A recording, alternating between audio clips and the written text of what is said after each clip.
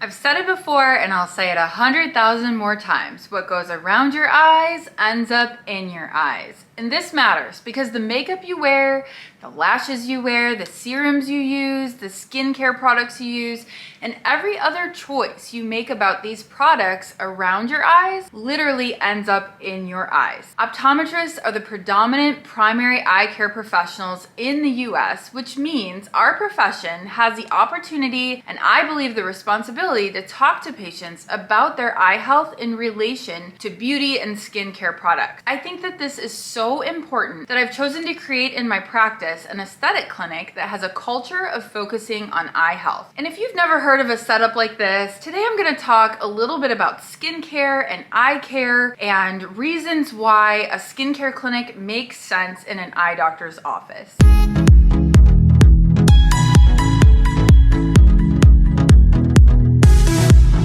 Welcome back to Eye School with me, Dr. D, where I teach you about products and treatments related to dry eye syndrome and eye beauty so you can have healthy, beautiful, comfortable eyes. Before we get going, make sure to subscribe if you haven't already to stay up to date with all the latest eye tips and tricks I have for you. So first, let's talk a little bit about a skincare clinic. So a skincare clinic should be run by skilled doctors and certified professionals whose job it is to help you clear up your skin for good. From healing facials to specialized products to medical intervention, you want to work with expert therapists who are trained to get to the root of what might be causing a skin issue and help you banish it for good. Professional Skin Clinic is the place to get started on the road to a clean, healthy complexion. And on top of helping to treat problem skin, many skin clinics will also offer aesthetic things, injectables like Botox fillers, anti-aging treatments, things like that. From skin peels and microdermabrasion to more invasive and long-lasting procedures, you can expect a large selection of remedies for just about every skin type and ailment all under one roof. And if you're looking to reverse the years and choose to go down this route of skincare for anti-aging, just always make sure to do extensive background research on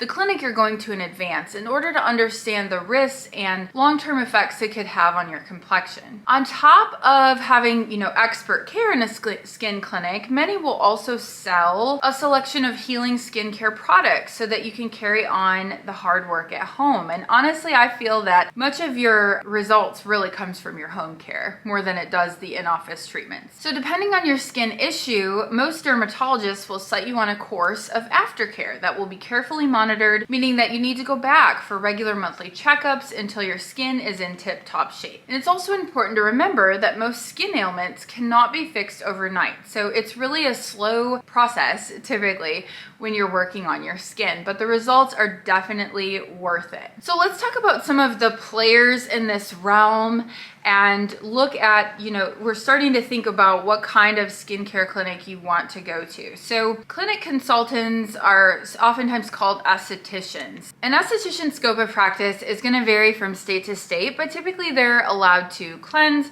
exfoliate, wax on the face or dermaplane depending on the state, can moisturize and apply makeup to enhance a person's overall appearance. They do their own assessments of the condition of their client's skin and make recommendations on what can be done to improve their skin quality, but they're not a doctor of skin. Only a dermatologist is an MD specializing in skin, or I suppose DOs can be dermatologists as well. So really, if you're needing a skincare plan, I really like the idea of a dermatologist for that and an esthetician to carry it out and also just give you that sense of how your skin is reacting, how it's doing. I think estheticians are incredibly skilled at that, but just remember they're not really diagnosing like an MD dermatologist would. Most of the time at a skincare consultation, your first visit is going to be a detailed consultation. The therapist is going to look at your skin, touch your skin, look at the laxity of your skin and how it reacts, and they're not going to do anything super invasive. And in fact, unless you know your skin really well and how it reacts to different treatments, I definitely would not recommend going somewhere that's wanting to do a chemical peel sort of sight unseen, right? So usually that first visit is getting to know you and your skin and finding out what your goals are with your skincare so that they can really help you on that path to reach your skin goals. You could suffer from an unknown allergy or have a history of problem-prone skin, and so really it's important to see how your skin reacts, look at your skin, get to know it, and and start you on a regimen. Estheticians, I feel like, are really pretty good at this if you don't have major underlying skin conditions. But obviously, if you have rosacea, psoriasis, acne, other issues with your skin, you need to really see a dermatologist first, and then that esthetician is just a great complement to the dermatology care that you receive. So I'm talking about dermatologists, I'm talking about estheticians, and I'm an optometrist, and I happen to have an esthetician in my practice. So why do I do that, and why does that even make sense? And I think actually you're gonna start seeing this a whole lot more, because optometrists are primary eye care providers. There are a lot of us that are really getting into the dry eye space. We're seeing that dry eye is more prevalent than it's ever been. And then the therapies for dry eye are absolutely exploding. And many of the dry eye therapies that we have now have an aesthetic benefit. And so you have optometrists doing dry eye procedures that treat, meibomian gland dysfunction, the inflammatory component of dry eye. And secondarily, oh, by the way, it just has a nice aesthetic benefit too. Secondly, we also know that what's going around the eye ends up in the eye. I said it at the very beginning of the video. And so your dry eye specialists and optometrists in general are becoming more and more in tune with that. And so we're asking more questions about our patients' makeup habits and skincare. And adding an esthetician is a really nice addition to a dry eye practice, to an optometry practice, because it allows us to further guide our patients on what they're putting specifically around their eyes. One of the things I've found out from having an esthetician in my practice is that actually often estheticians really won't go inside the orbital bone. And so my esthetician is specially trained to do cleansing eyelid procedures like the Zest procedure that I'll link up here. That's really, really great for inflamed eyelids and blepharitis and meibomian gland dysfunction. And I've made an entire video about this topic here. Your beauty routine, I'll link up this video too, but your beauty routine has everything to do with your eye health. In reality, your beauty routine has so much to do with dry eyes and with your eye health in general. Even wearing contact lenses can contribute to meibomian gland dysfunction over time. So it may seem like, it is a necessity to see, but it's also sort of an aesthetics type of choice, right? We're choosing to do contact lenses. That impacts our meibomian glands, and that impacts dry eye. Using retinol eye creams. We've talked about this in prior videos, and most dry eye specialist eye doctors will tell you, sure, tretinoin is a problem. It's documented. We know oral Accutane is a problem for the meibomian glands, but there's also enough of a question and enough anecdotal evidence in people who do this every day to say, we really shouldn't be using retinol around the eyes. Let's consider some alternate anti-aging strategies for you instead of always slapping retinol on the skin, which it can be fine. I made a whole video about where retinol is okay, but we bring a different perspective to the table. And so while I do not tend to be a dermatologist or even an esthetician, I know the skin around the eyes incredibly well, and I know the ocular surface incredibly well. So it might seem odd to hear of an eye doctor with aesthetics in their practice and, will my eye doctor be doing facials on me in their clinic? No. In actuality, no. I'm not going to be doing facials on anybody. My esthetician will do that, but I see a place for an esthetician as an integral part of especially a dry eye optometric clinic, because there's that unique opportunity to be a key player in this emerging field of ocular aesthetics. All of my patients, myself, my whole team, probably all of you watching this, we all want to look our best, and the eyes are among the most important aesthetic features of your face. And historically speaking, ocular aesthetic services were focused on surgery. So the lids are already drooping.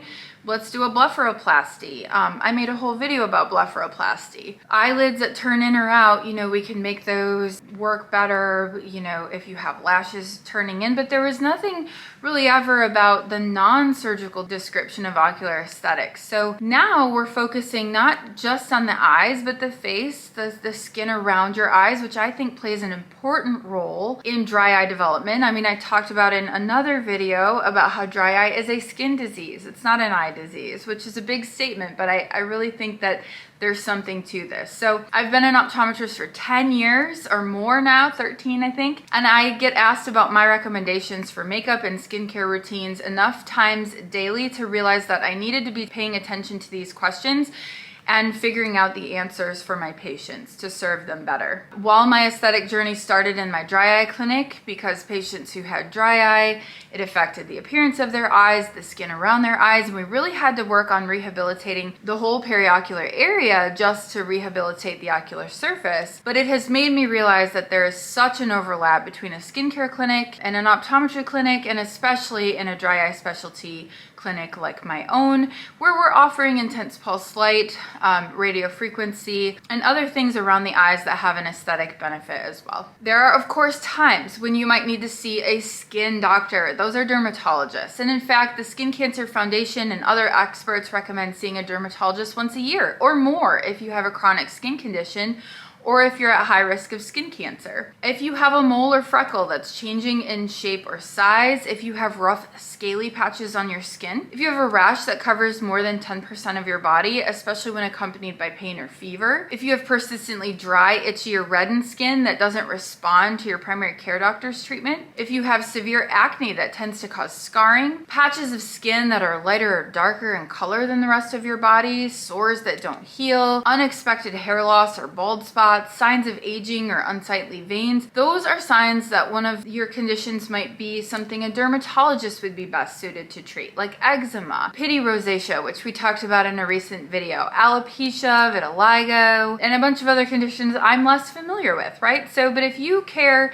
about your dry eyes and you've had trouble in the past with skincare products, beauty products around your eyes, then I think it's important as optometrists to become very reputable sources, know the skin around the eye, and even at times offer services within our offices if it makes sense. So I'm hoping that answered why you would want skincare to be in your optometrist office and why you might see that popping up. It's just not a random service we're offering. It's actually something that's really, really helpful for especially our dry eye patients, but all of our patients as well. And if you've made it this far and you're not already subscribed to my channel, please hit the button and the bell so you don't miss any notifications. That's it for today's iSchool. Class is dismissed.